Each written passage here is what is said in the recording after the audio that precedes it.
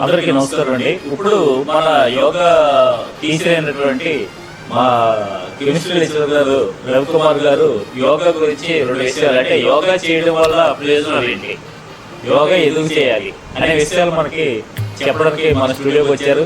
Welcome sir, welcome. నమస్తే sir. నమస్తే అండి. నమస్తే అండి ఎస్ఏ గారు, అలాగే మీకు కూడా చూసుకున్న వాళ్ళకి వ్యూవర్స్ కూడా నమస్తే. మన డైలీ లైఫ్లో యోగా అనేది ఒక దినచర్యగా, ఒక అలవాటుగా చేసుకుంటే చాలా మంచిది.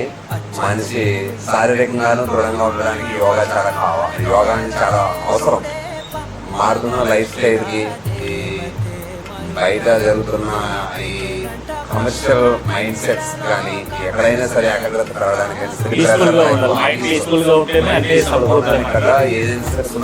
యోగా అనేది చాలా చాలా అవసరం.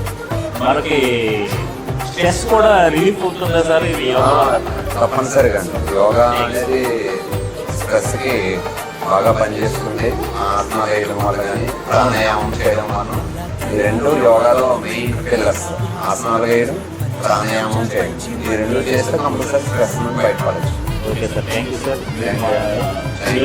అలాగే పిల్లలందరూ కూడా యోగా నేర్చుకుంటే మంచి బాగుంటుందని చెప్పి సార్ చెప్పడం జరిగింది. అయితే యోగా నేర్చుకుంటారు కోరుతూ సెలవు. నమస్తే సార్, థ్యాంక్ యూ. మెడలో తాళవనా